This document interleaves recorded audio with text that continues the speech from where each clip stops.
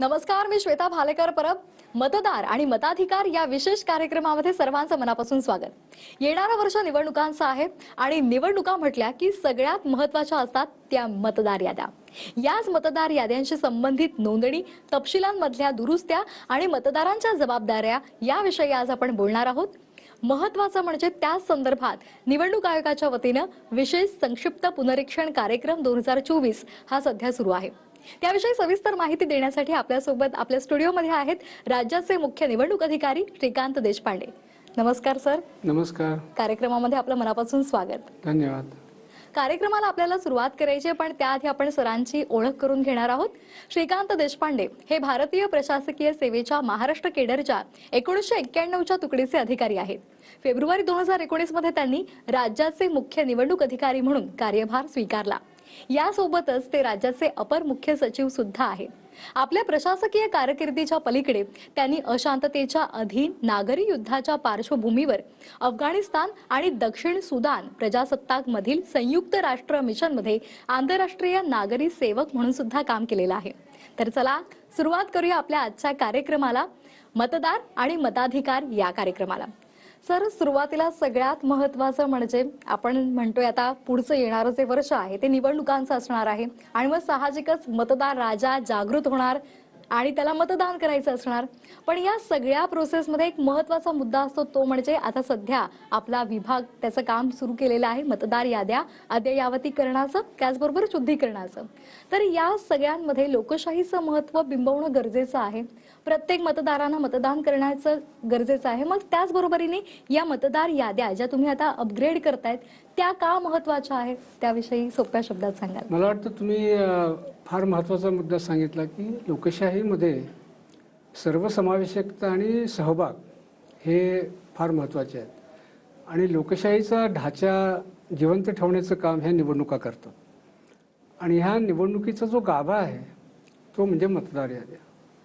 आणि या मतदार याद्या जेवढ्या शुद्ध, जेवढ्या परिपूर्ण आणि निवडणूक यंत्रणा जितकी चांगल्या पद्धतीने काम पारदर्शकपणे करते तितकी लोकशाही बळकट होण्यासाठी तिची मदत होते.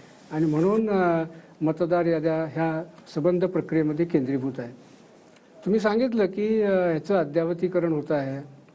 खरं म्हणजे अद्ययावतीकरण आम्ही दरवर्षी करतो, पण या वर्षात वेगळं काय आहे तर तुम्ही बरोबर सांगितलं की पुढचं वर्ष जे आहे ते निवडणुकांचं आहे.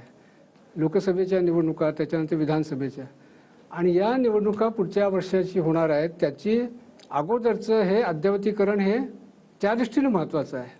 आणि म्हणून मतदार याद्या अद्ययावत, ज्यांची नावं त्याच्यामध्ये नाहीत ती इन्क्लूड करणं, याची प्रक्रिया म्हणजे हे स्पेशल समरी रिव्हिजन जी आता चालू आहे. आता याच्यामध्ये आपल्याला माहिती आहे की 27 ऑक्टोबरला आपण प्रारूप मतदार याद्या प्रसिद्ध केलेल्या आहेत. प्रारूप याद्या प्रसिद्ध केल्यानंतर खरं म्हणजे क्लेम्स ऑन ऑब्जेक्शनचा पिरियड सुरू होतो. म्हणजे त्याच्यामध्ये एखाद्याचं नाव नसेल तर ते नाव नोंदणी करणं किंवा त्याच्यामध्ये काही तपशिलामध्ये बदल असेल तो बदल त्याच्यात करणं. आणि यासाठी हा पिरियड आपण ठेवलेला आहे की 27 ऑक्टोबर ते 9 डिसेंबर. आणि 9 डिसेंबर नंतर मग पुन्हा 26 डिसेंबरपर्यंत आपण जे अर्ज आलेले आहेत त्याच्यावर आपण कारवाई करतो, त्याच्यावर निर्णय घेतो. आणि ह्या निर्णय झाल्यानंतर मग आपण 5 जानेवारीला एक अंतिम यादी प्रसिद्ध करतो. ह्या जी मतदार याद्यांची अंतिम यादी जी प्रसिद्ध होईल त्याच्यामध्ये सगळ्यांचा जे एलिजिबल आहेत त्यांचा समावेश होणं फार महत्त्वाचं आहे. आणि म्हणून ही मोहीम स्वरूपात आपण अद्ययावतीकरण त्या दृष्टीने आपण करत आहोत. सर, आपली जाहिरात आपण सातत्याने आम्ही पाहतोय की त्यामध्ये सातत्यानं मतदार याद्या तपासा असं आवाहन केलं जातंय. तर ते कोणत्या उद्देशानं केलं जातंय? म्हणजे मतदार यादी तपासणं प्रत्येकासाठी का गरजेचं आहे, प्रत्येक मतदारासाठी? खरं म्हणजे मतदार याद्या हा मतदान प्रक्रियेचा एक मोठा बेस आहे. म्हणजे तुमचं जर नाव मतदार यादीमध्ये असेल तरच आपल्याला मतदान करता येतं. मतदार यादीमध्ये जर नसेल तर तुम्हाला मतदान करता येत नाही. आपण अनेक वेळेला असं पाहतो की जेव्हा निवडणुका ॲक्च्युली होतात आणि त्यावेळेला लोक असे तक्रार करतात की माझ्याकडं वोटिंग आयडेंटिटी कार्ड आहे आणि मला तुम्ही मतदान का करू देत नाही. तर त्याला महत्त्वाचं कारण म्हणजे त्याचं मतदार यादीमध्ये नाव नसणं. जरी वोटिंग कार्ड त्याच्याकडे असलं तर त्याच्यामुळे त्याला मतदानाचा अधिकार प्राप्त होत नाही. तर मतदार याद्यामध्ये नाव असणं हे मतदान करण्यासाठी आवश्यक आहे, तरच त्याला मतदान करता येतं. आता बऱ्याच वेळेला कसं होतं की जसं आता मतदारांची संख्या जशी जशी वाढते तसं आपण मतदार ज्या केंद्र आहेत त्याचं आपण वेगळी तयार करतो, नवीन केंद्र तयार करतो, किंवा काही मतदार त्या केंद्रातले शेजारच्या मतदान केंद्रामध्ये जातात. बरं. आणि जेव्हा असे मतदान करायला येतात त्यावेळेला त्यांना असं वाटतं की माझं इथंच मतदान पूर्वी होतं, मग आता इथं का नाही आहे, तर त्याचे मतदान कदाचित शेजारच्या मतदान केंद्राकडे त्याचं नाव गेलेलं असेल.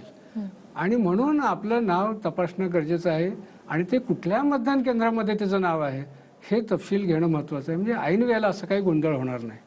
आणि यासाठी सगळ्यांनी सुनिश्चित करणं फार महत्त्वाचं आहे की आपलं नाव यादीमध्ये आहे का आणि ते कुठल्या पोलिंग स्टेशनला ते नाव आहे, म्हणजे तुमची अशी काही परिस्थिती होणार नाही.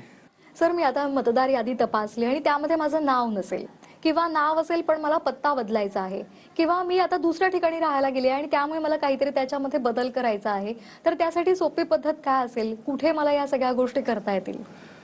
जर आपलं त्या मतदार यादीमध्ये जर नाव नसेल तर तुम्हाला नव्यानं तुमचं नाव समाविष्ट करण्याची प्रक्रिया करायला लागेल. अच्छा. आणि त्यासाठी सोपा आहे, तो 6 नंबरचा फॉर्म आहे, इलेक्शन कमिशनने प्रिस्क्राईब केलेला. तो 6 नंबरचा फॉर्म ह्या नवीन मतदानासाठी आहे. आणि जिथे तुम्हाला तपशील बदलायचा आहे, म्हणजे तपशील म्हणजे काय की तुमचा ॲड्रेस बदलला असेल, तुमचं नाव बदललं असेल, वयामध्ये तफावत असेल, किंवा तुमचा मोबाईल त्याच्यामध्ये रजिस्टर केला नसेल तर तुम्ही रजिस्टर करू शकता. तर हे सगळे जे बदल आहेत ते बदल आपल्याला फॉर्म नंबर 8 मध्ये आपल्याला करता येतात. अच्छा. आणि इलेक्शन कमिशननी आता इतकी चांगली सुविधा प्राप्त करून दिलेली आहे की हे तुम्हाला घर बसल्या ऑनलाईन पद्धतीने सुद्धा करता येतात. अच्छा. आणि त्यासाठी अगदी तुम्ही मोबाईल धारक असाल तर त्याच्यामध्ये मोबाईल ॲप सुद्धा त्याच्यासाठी डेव्हलप केलेले आहेत.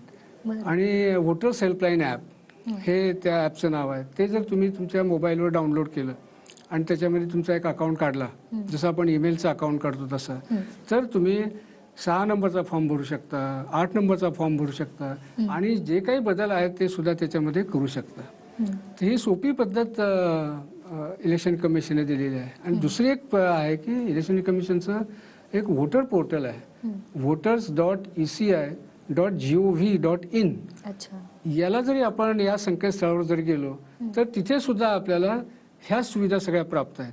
म्हणजे नवीन फॉर्म भरण्यासाठी फॉर्म 6 आणि दुरुस्तीसाठी फॉर्म 8 हे आपल्याला सहज करणं ऑनलाईन पद्धतीने शक्य आहे.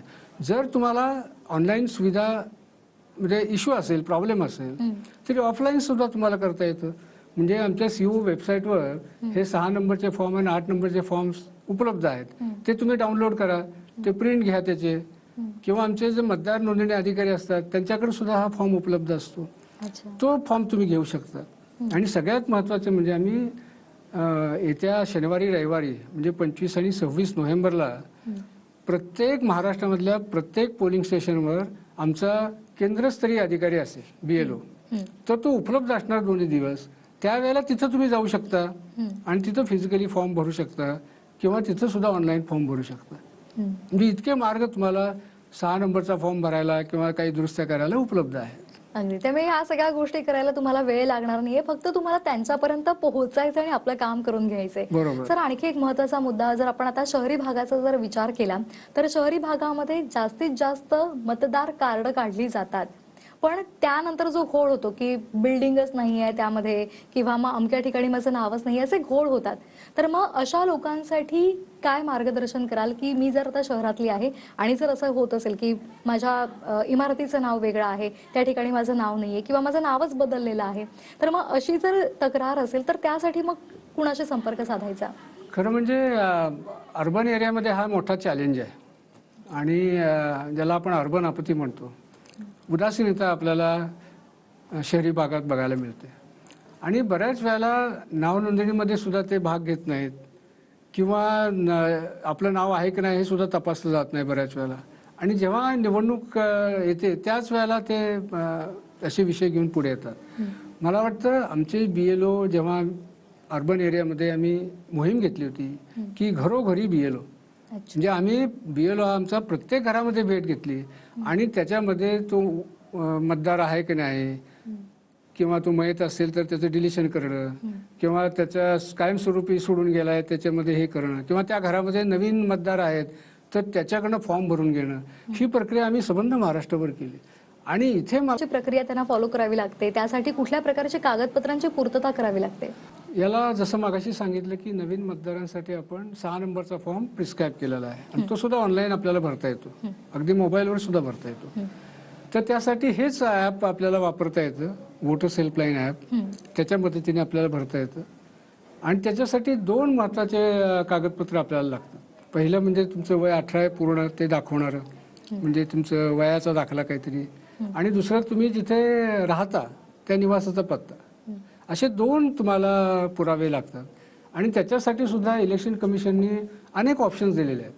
आता उदाहरणार्थ तुमचा वयाचा जो पुरावा आहे तर तुमचा जन्मतारखेचा दाखला असेल किंवा ड्रायव्हिंग लायसन्सवर तो असतो, आधार कार्डवर असतो, तुमचं पासपोर्टवर असतो किंवा पॅन कार्डवर सुद्धा असतो.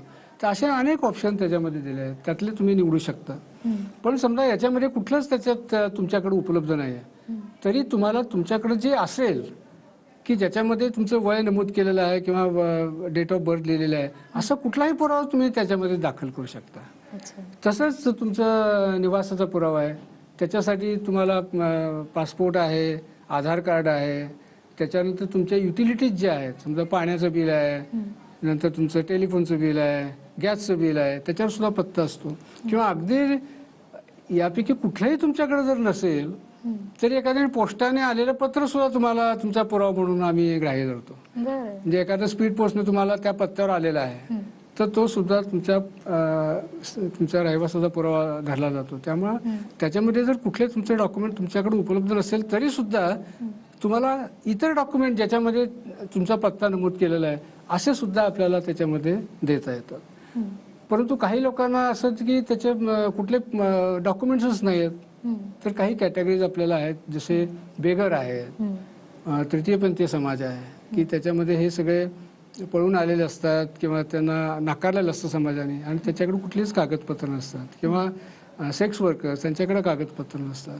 तर अशा लोकांसाठी आम्ही एक सुविधा इलेक्शन कमिशन दिलेली आहे की त्यांना कुठल्याही कागदपत्राची आवश्यकता नाही.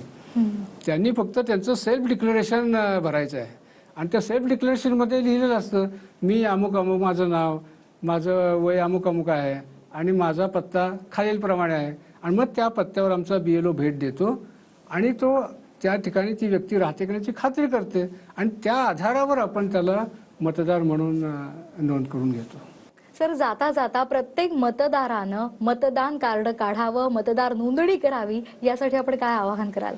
मला वाटतं माझं हेच म्हणणं राहील की मतदार याद्या प्रसिद्ध झालेल्या आहेत, त्याच्यामध्ये आपलं नाव आहे की नाही तपासा आणि त्याचा तपशील बरोबर आहे की नाही तपासून घ्या. आणि जर तपशिलामध्ये बदल असेल तर 8 नंबरचा फॉर्म भरा आणि जर नावच नसेल तर 6 नंबरचा फॉर्म भरून द्या.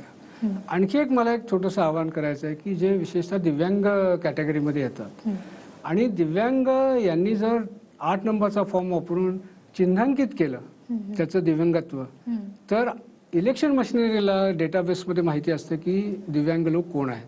मग अशा वेळेला आपण त्यांच्यापर्यंत पोहोचू शकतो आणि निवडणुकीच्या वेळेला त्यांना जी मदत आहे, व्हीलचेअरची मदत असेल, ट्रान्सपोर्टची मदत असेल, व्हॉलेंटियर्स त्यांना आवश्यक असतील तर त्याची मदत असेल तर ती मदत आपल्याला त्यांच्यापर्यंत पोहोचवता येते. आता इलेक्शन कमिशनने आणखी एक महत्त्वाचा निर्णय त्यांच्यासाठी घेतलेला आहे की जर त्यांना घराच्या बाहेर पडता येणं शक्य नसेल त्यांच्या दिव्यांगत्वामुळं तर त्यांना घर बसल्या व्होटिंग करण्याची फॅसिलिटी दिलेली आहे. त्यामुळं व्होट फ्रॉम होम हे सुद्धा त्यांना फॅसिलिटी उपलब्ध आहे. त्यामुळं ते एक माझं आव्हान राहील की दिव्यांग आहेत त्यांनी आपलं दिव्यांगत्व याच्यामध्ये चिन्हांकित करावं. सर, आपण इथे आलात आणि आम्हाला खूप छान सोप्या भाषेमध्ये मार्गदर्शन केलं, त्याबद्दल सर्वांच्या वतीने मी आपले आभार मानते. धन्यवाद. कार्यक्रमात वेळ झाला इथेच थांबण्याची. नमस्कार.